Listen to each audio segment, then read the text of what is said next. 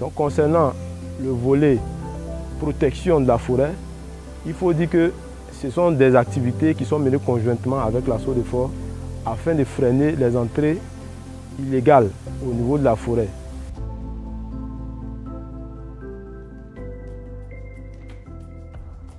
Il faut dire que j'ai une passion pour la forêt, pour les forêts classées de la Côte d'Ivoire, parce que je suis d'abord un forestier. Ici, nous avons la série de protection sud. L'entrée principale est du côté de Daoubli. Et ici, représente la série de reconstitution. Et ici, nous avons la série de protection nord. Aujourd'hui, nous apporte en temps réel des alertes qui nous permettent de vérifier sur le terrain. Cela aussi est capté par le satellite.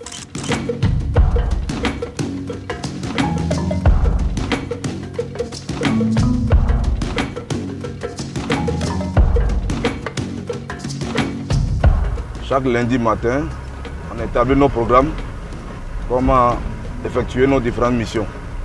Aujourd'hui, il faut dire que nous avons des éléments vraiment très courageux qui s'adonnent corps et âme pour la sauvegarde de cette forêt classée.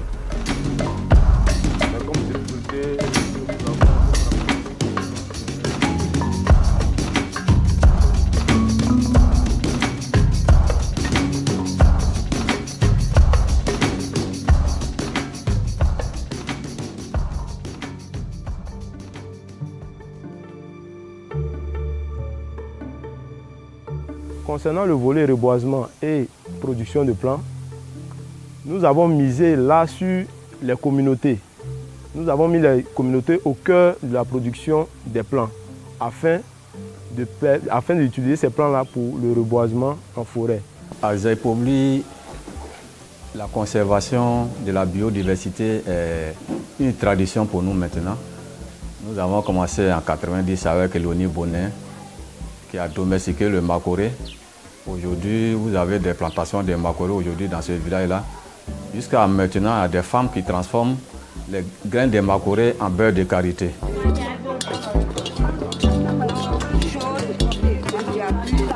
Aujourd'hui, vous avez les femmes pépiniéristes qui emploient près de 200 femmes, jeunes y compris. À côté de ça, il y a l'activité de reboisement dans laquelle je me suis investi. Puisque notre couvert forestier a été vraiment endommagé, il fallait le reconstituer et depuis 2002, nous travaillons à cela.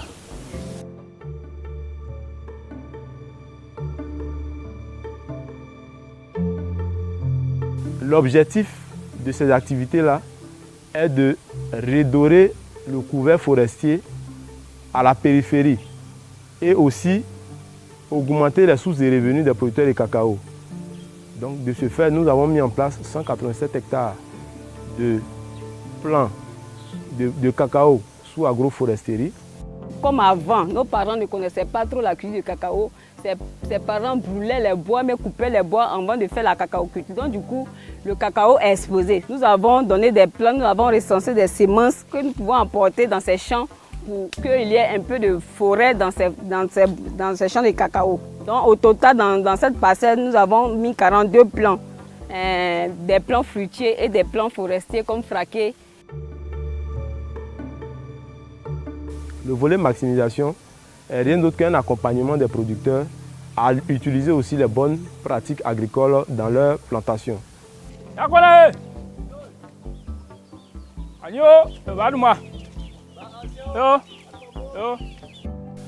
je suis Gbangbo Nikez, je suis planteur à Manikoro. Vraiment, ça m'a géré une superficie de 17 hectares que je gère. Mais avant que FOM n'arrive vraiment, moi je suis venu trouver la plantation était vraiment presque ennebeuse. Je ne savais pas comment améliorer les conditions de travail, comment organiser. Parce que nos plantations ont vieilli. Eux nous montrent des techniques, comment améliorer la production et comment changer les vergers. D'abord, on a commencé par la taille, enlever les cabosses qui sont malades. Il faut diminuer les pieds pour qu'il y ait une bonne production. On n'a pas besoin d'aller en forêt. Même étant ici, on peut travailler, on peut améliorer nos champs, on peut changer les vergers, replanter même nos parcelles sans aller en forêt.